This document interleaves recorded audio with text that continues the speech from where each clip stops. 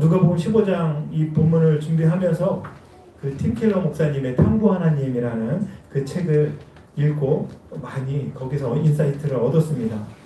이 책을 통해서 둘째 아들보다 아버지를 더 멀리 떠나 있었던 그 사람이 첫째 아들이었구나 라는 생각을 해보았습니다. 물론 이전부터 첫째 아들도 둘째 아들처럼 아버지 곁을 떠난 탕자라는 생각을 했습니다. 어찌 보면 둘째 아들보다 더 많은 기독교인들이, 우리 성도님들이 이 첫째 아들을 닮아 있을 것입니다. 하지만 인정하지는 않을 것입니다. 아버지의 사랑과 은혜로 맺어진 아버지의 그 관계가 자신의 노력이 아닌 아들의 자리를 유지하려고 노력했던, 그런 노력으로, 자기의 노력으로 유지하려고 노력했던 그 첫째 아들, 그 모습에서 저의 모습이 보이고 또 우리의 모습이 보이는 거예요. 그래서 오늘 말씀을 통해서, 설교를 통해서 우리의 모습을 좀 들여봤으면 좋겠습니다. 오늘 설교 제목은 그래서 관계를 탕진해버린 첫째 아들입니다. 예, 관계를 탕진해버린, 아버지와의 관계를 다 탕진해버린 그 첫째 아들에 대해서 함께 나눴으면 좋겠습니다.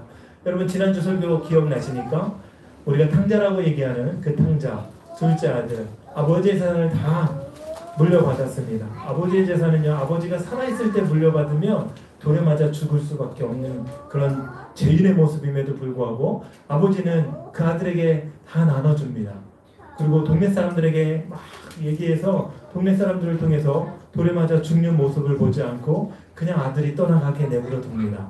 그 아들은요 다 탕진해버리죠. 오늘 형의 말처럼 쾌락에 자기의 모든 재산을 다 탕진해버리고, 쾌락뿐만 아니라 그 땅에 기근이 옵니다. 기근이 와서 이제는 더 이상 먹고 살 길도 막막합니다. 심지어는 돼지가 먹는 그 열매조차도 얻을 수 없어요.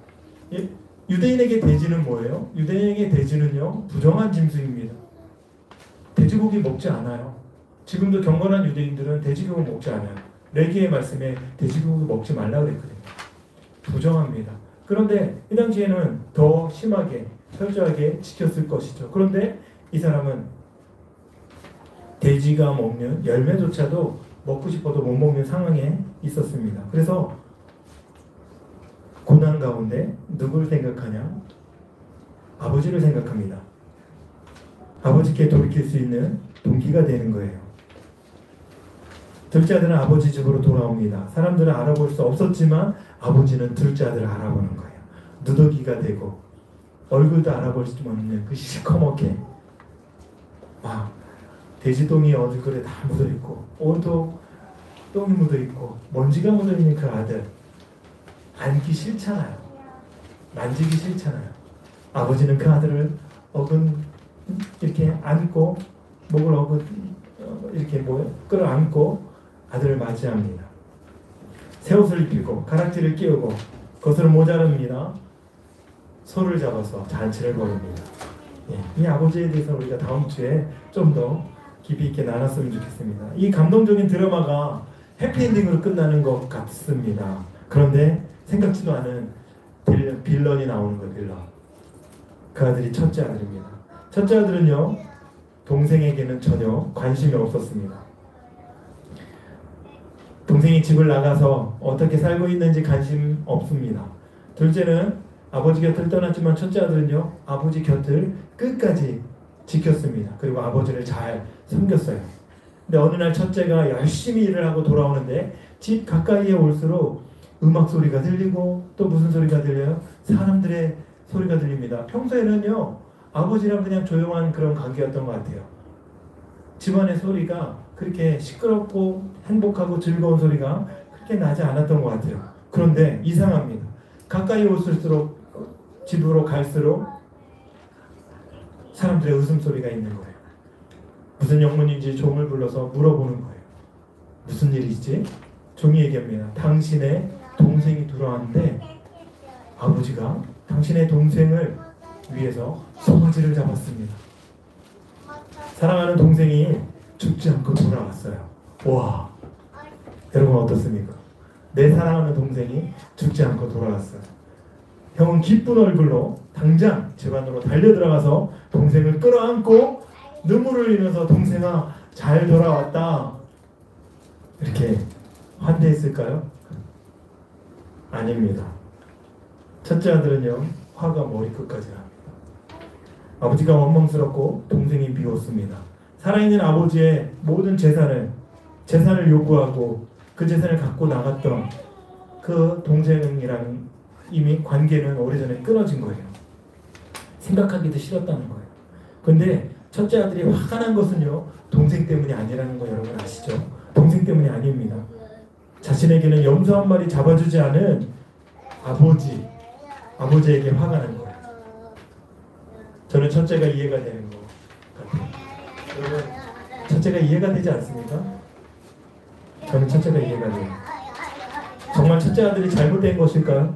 그는 아버지께 맞는 말을 한 거예요. 아버지께 왜 나한테는 염소 한 마리도 안 잡아줬습니까? 이렇게 말할 만한 거예요. 왜냐하면 종처럼 열심히 일했거든요. 묵묵히 아버지 곁을 지켰거든요. 첫째 아들은요, 아버지와 사는 동안 단 한 번도 말씀에 불순종한 적이 없어요. 성경에 나와 있어요.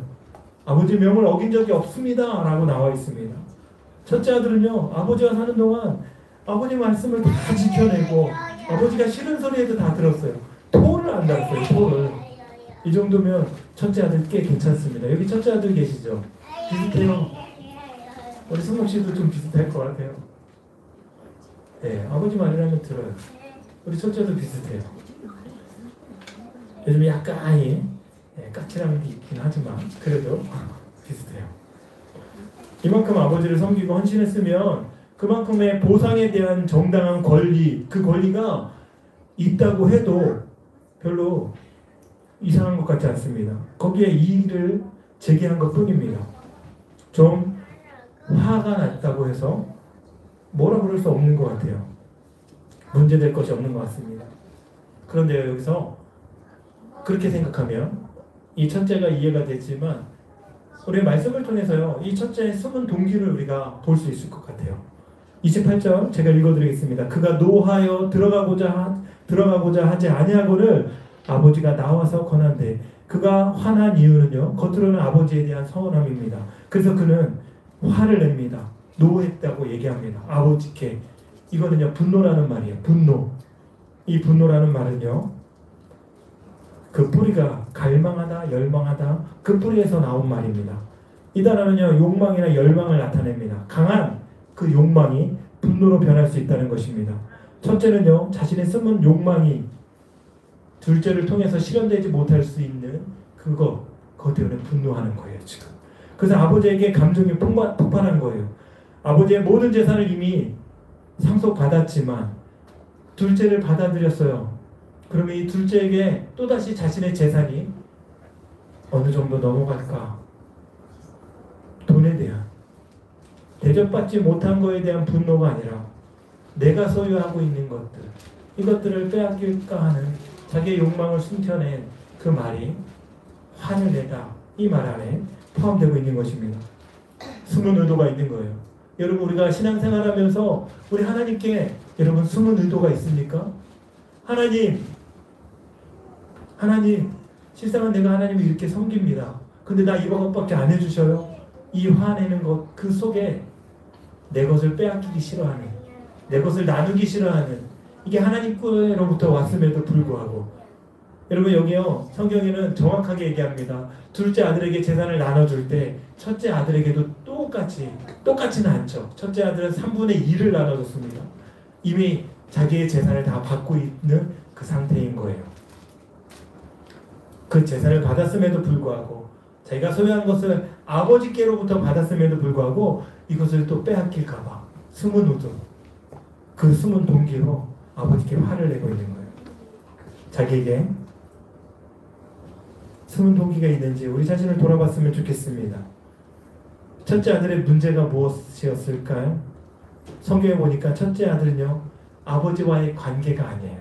그 아들은요, 도덕도 잘 지키고 윤리도 너무나 퍼펙트하게 지켰어요. 율법을 너무나 완전하게 지켜냈습니다. 아버지께 모든 걸 다 율법을 지키는 모습으로 아버지께 그렇게 효도했다는 거예요. 완벽하게 도덕과 윤리와 율법 모든 걸 지켜서 아버지께서 주시는 그 은혜를 거부하는 거예요. 이해가 되십니까? 은혜는 뭘로 주시는 거예요? 사랑으로 값없이 주시는 거. 내가 무엇을 했기 때문에 주는 것이 아니라 하나님이 강권하심으로 주는 건데, 첫째 아들의 문제는 무엇이었냐면 내가 이만큼 열심히 하기 때문에 나는 아버지의 자녀야, 이걸 매일 증명하고 있었다는 거예요. 그러니 뭔가 자기에게 권리가 있다는 것이죠. 아버지가 베푸는 잔치는요, 순전하게 자식을 위한 잔치였습니다. 자격은 단 한 가지였어요. 자녀라는 관계. 아버지 품으로 돌아오면 자녀이기 때문에 그냥 누더기 옷을 입고 있어도 받아주는 아버지의 은혜가 있는 거예요. 그런데 아버지 곁을 떠난 후 모든 걸 방탕한 삶을 살다가 그렇게 누더기 옷을 입고 돌아온 그 아들은 아버지의 아들이기 때문에 받아줬는데, 단 한 번도 아버지 곁을 떠난 적이 없었던 완벽한 도덕주의, 완벽한 이 윤리, 율법주의, 이런 사람은 철저하게 도덕과 윤리의 기준이었다는 것을 우리가 알 수 있습니다. 그것을 통해 알 수 있는 것은요, 30절 보면 아버지의 살림을 창녀들과 함께 삼켜버린 이 아들, 이렇게 아버지에게 얘기합니다. 나는 한 번도 그렇게 율법을 범한 적이 없거든요, 아버지. 쟤는 보세요. 자기 죄 지을 거 다 짓고, 놀 거 다 놀고, 쾌락을 다 즐기고, 근데 저런 놈에게 어떻게 잔치를 벌여줄 수 있습니까? 근데 여러분 오해하시면 안 돼요. 쾌락을 즐기는 사람을 다 하나님께서 품어주신다는 의미가 아닙니다. 하나님의 자녀로서 고난과 기근을 통해서 돌이켰잖아요. 물론 성경은 돌이키기 전에 안고 품어주셨습니다. 왜? 돌아왔기 때문에. 여러분, 죄를 짓고 죄의 자리에 있는 그 사람을 품어주시는 하나님이 절대로 아니에요. 그래서 오만한 자리에 앉지 아니하며 여호와의 율법을 주야로 묵상하며 그 말씀 앞에 나아가는 그 사람을 품어주시는 줄로 믿습니다. 돌아올 때 내 아들이기 때문에 품어주시는 거예요. 돌아올 때 내 사랑하는 아들이기 때문에 옷에 돼지똥이 묻어있어도 품어주시는 거예요. 그런 아버지, 첫째 아들은 그 아버지를 몰랐습니다. 첫째 아들에게는요, 자기의 율법의 행위가 기준이었기 때문에 둘째 아들을 품어주는 아버지가 이해되지 않는 거예요. 이 말 속에는 최소한 나보다는, 내가 동생보다 의롭게 살았습니다. 착하게 살았습니다. 왜? 나를 위해서는 이 잔치를 벌여주지 않습니까? 그 의미가 있는 것입니다. 29절 제가 읽어드리겠습니다. 아버지께 대답하여 이르되 내가 여러 해 아버지를 섬겨 명을 어기며 얻거늘 내게는 염소 새끼라도 주어서 나와 내 벗으로 즐기게 하신 일이 없더니, 이렇게 말씀합니다. 자신이 가지고 있는 도덕적인 기준, 윤리적인 기준, 동생은 돌에 맞아 죽어도 마땅한데 자신은 아버지 말씀을 거역한 적이 없고 계명을 잘 지켰는데 왜 나는 꽤나 잘 살고 있는데 뭔가 돌이킬 이유가 없습니다.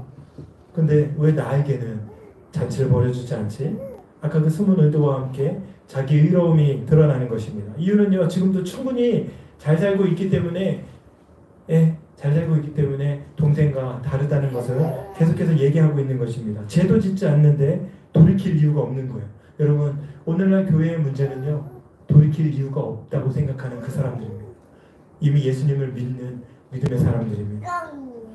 그러나 성경은요, 아버지의 관계는요, 명령을 잘 지키고 율법을 잘 지키는 것, 그것으로 가까워질 수 있다 얘기하지 않습니다. 그 이유는 하나님 아버지의 관계는요, 자기 의가 아닌 예수 그리스도의 의, 그것을 통해서만 가까워질 수 있다고 얘기하기 때문입니다. 여러분의 의로 하나님과 가까워지고 싶습니까? 절대로 가까워질 수 없습니다. 이 땅에서 크리스찬으로 살아가면서 제일 무서운 사람들이 누구냐 하면, 정말 기도 많이 하고 정말 말씀을 많이 보고 정말 이 경건의 모양을 가득 갖춘 사람들입니다. 내가 이런 행동들로 인해서 하나님과 가까워질 수 있다고 생각하는 거예요. 여러분 헷갈리시죠? 왜 기도를 많이 하고 왜 말씀을 많이 읽고 왜 경건 생활을 합니까? 십자가의 그 사랑, 이미 내게 주신 은혜에 대한 반응으로 하는 거예요.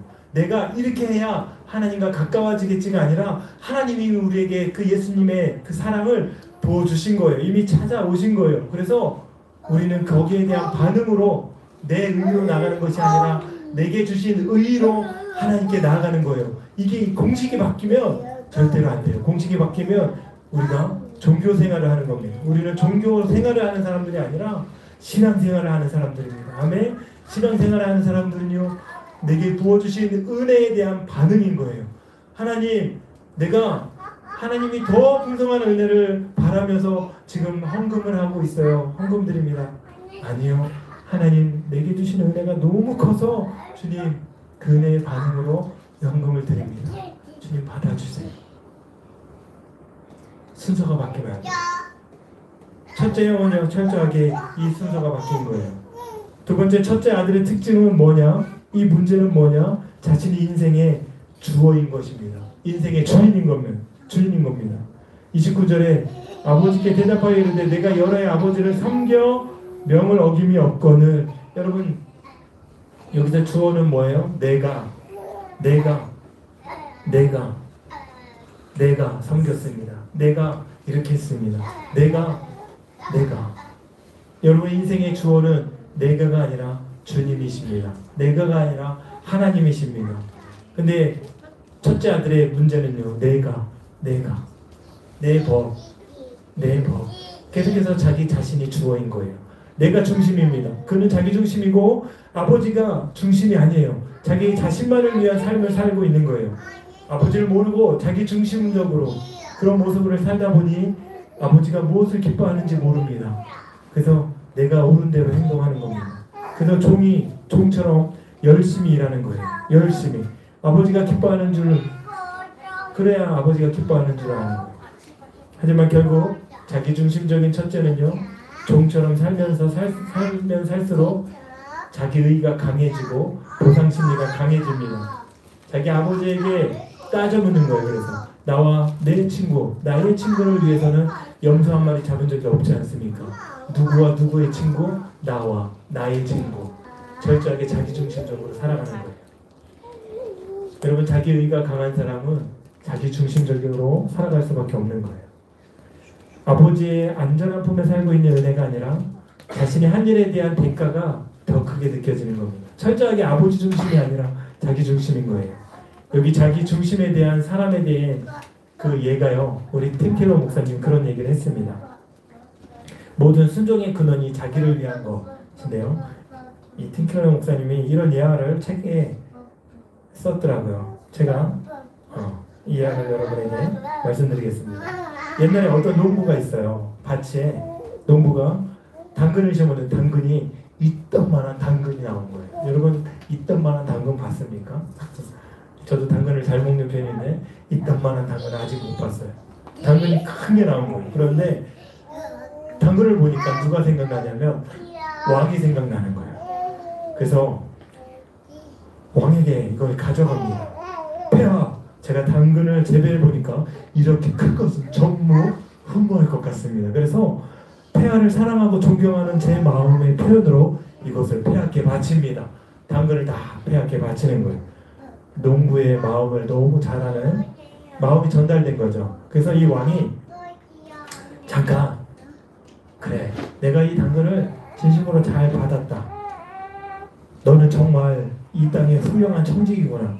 그때 이 밭에 옆에 있는 그 왕의 기억이 나는 거예요. 그래서 왕이 그렇게 얘기합니다.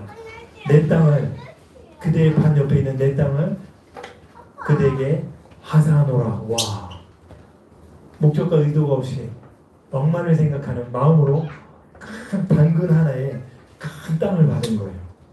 그런데 그 옆에 있던 귀족이 왕궁에서 이 대화를 엿듣게 됩니다. 세상에, 당근 하나를 바치고 그 넓은 땅을 와, 나도 뭔가 바치면 왕에게 큰 땅을 뭔가 좋은 걸 하사받지 않을까, 이런 생각을 했습니다. 그래서 생각에 귀족은 이튿날 준수한 검은색 종말을 이끌고 갑니다. 왕에게 다가갑니다. 폐하, 제가 말을 생각해 보니 이렇게 시라고 멋진 말은 전무후무한 것 같습니다. 폐하를 사랑하는 마음에, 이 사랑하고 존경하는 마음에 이 말을 폐하께 바칩니다. 제 마음의 표현을 받아주시옵소서. 어떻게 했을까요? 왕이요, 고맙다. 그래, 말은 두고 너는 돌아가거라.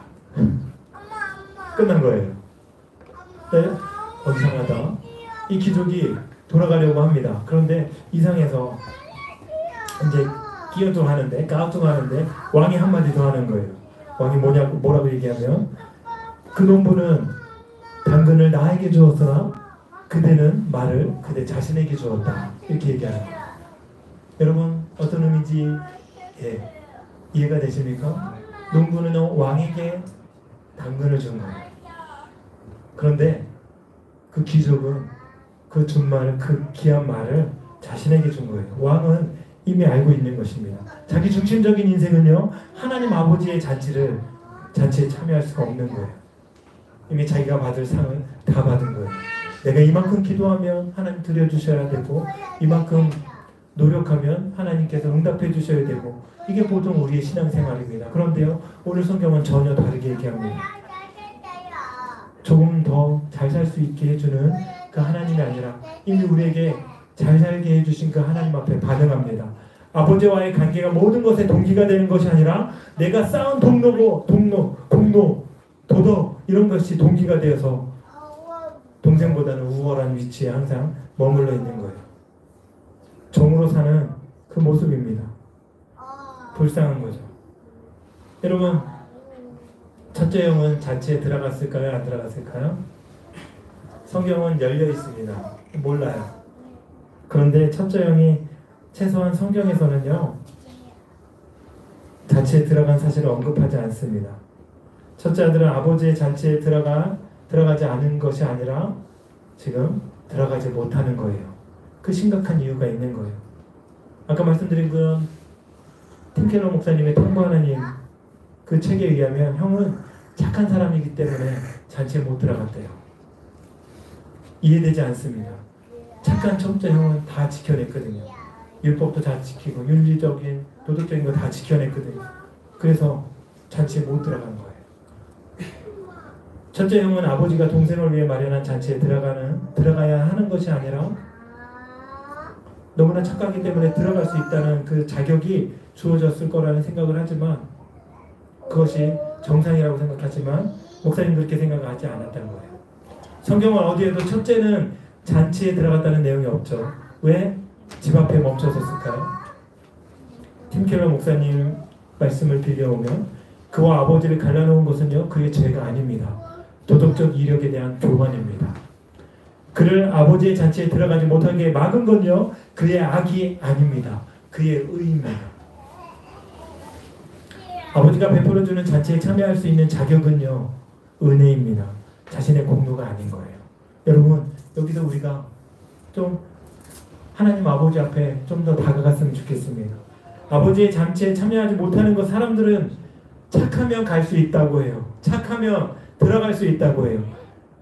윤리적으로 잘 지키면 들어갈 수 있다고 해요. 그런데 그게 아니래요. 성경은 최소한 그렇게 얘기하지 않아요. 우리가 우리의 의를 드러내서 그 의로 그 잔치에 들어갈 수 있다고 얘기하지 않아요. 최소한. 왜요? 그 이유는요, 기준이 없어요. 그러나 우리는 정확한 기준이 있는 거예요. 예수님께서 십자가를 통해서 이루신 그 의를 통해서만 그 잔치에 들어갈 수 있다고 성경은 말씀하는 거예요.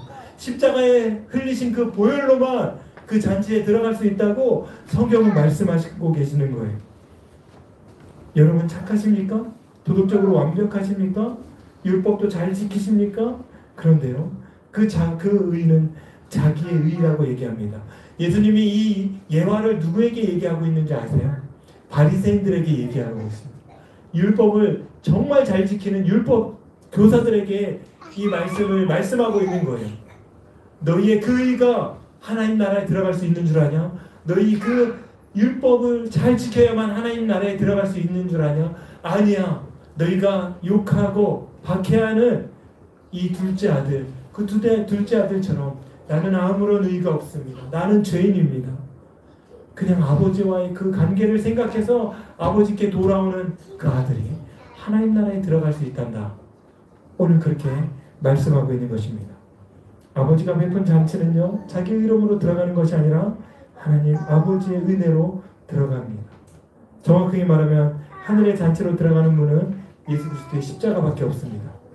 자신의 열심, 율법, 도덕, 윤리, 이것이 기준이 아니라 성도를 정죄하고 믿음의 정도를 판단하면서 그 은혜가 뭔지 모르는 그 사람이 들어가는 것이 아니라, 자기 의로 들어가는 것이 아니라 예수 그리스도의 십자가의 은혜로 들어간다고 성경은 말씀하고 있습니다. 첫째 아들의 모습은 어떤 모습이어야 했을까요? 형이 아버지에게 무슨 일을 했는지, 그것이 아니라 아버지가 형에게 무엇을 해주었는지, 이것을 먼저 생각하는 것이 첫째 아들의 모습이어야 됩니다. 이것이 은혜를 아는 사람의 모습입니다. 아버지가 자신을 위해 소를 잡아주지 않아 서운했을 것이지만 따지고 보면 모든 재산을 다 나눠줬잖아요. 그뿐만 아니라 그 재산을 떠나서 아버지와 아들의 관계잖아. 이것으로 충분한 거예요. 여러분, 이것으로 충분한 거예요. 그래서요, 저는 여러분에게 권면하고 싶습니다. 여러분이 무언가 할 수 있는 그것으로 하나님의 사랑을 차지하려고 하지 마세요. 저 좀 봐주세요, 하나님. 여러분이 가지고 있는 어떤 조건으로 하나님 저 좀 봐주세요. 여러분, 그것 때문에 여러분을 하나님 아버지가 보시는 것이 아니라 그 없어도 여러분 뚫어지게 쳐다보고 계세요. 가진 것으로 쳐다보는 것이 아니에요.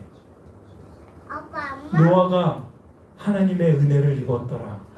이 말의 다른 말로 뭐냐면 하나님은 노아를 발견했다 얘기합니다. 이거를 또 다른 말로 뭐 얘기하냐면 노아가 하나님의 은혜를 발견하기 전에 하나님은 뚫어지게 노아를 보고 계셨다. 네가 나만 바라보면 돼. 네가 나만 바라. 이것이 아버지의 은혜입니다. 네가 가진 것으로 나에게 안 나와도 돼. 그냥 너 아버지와 아들의 관계 그것만 네가 알고 있으면 돼. 그것만 네가 깨달으면 돼. 나는 널 늘 바라보고 있다. 여러분, 아버지의 사랑을 십자가를 통해서 우리에게 주신 그 사랑을 잊지 않았으면 좋겠습니다. 기독교 신앙에서도 마찬가지입니다. 우리가 하나님을 위해서 무엇을 했는지 생각하기보다 우리를 위해서 무엇을 하셨는지, 왜 예수 그리스도를 주셨는지 생각해야만 종교생활이 아닌 신앙생활을 할 수가 있습니다. 하나님은요, 내가 아직 죄인 되었을 때에 하나밖에 없는 아들 예수 그리스도를 우리에게 보내주셨습니다. 그래서 우리에 대한 자기의 사랑을 확증해 주셨습니다. 성도는 그 삶에 반응할 때 아버지의 잔치에 참여할 수 있는 기쁨과 즐거움을 누릴 수 있는 거예요.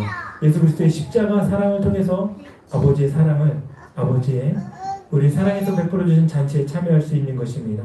자기 의를 통해서 하나님 아버지와의 관계를 탕진해버린 첫째 아들의 삶을 우리가 벗어버리고 내공로가 아닌 철저하게 하나님의 은혜로 나의 도덕적인 완전함이 아닌 하나님 우리에게 주신 십자가의 의로움으로 우리가 하나님께 나아가는 그 잔치에 참여하는 우리 말씀 심는 교회 모든 성도님들 되시기를 축복합니다.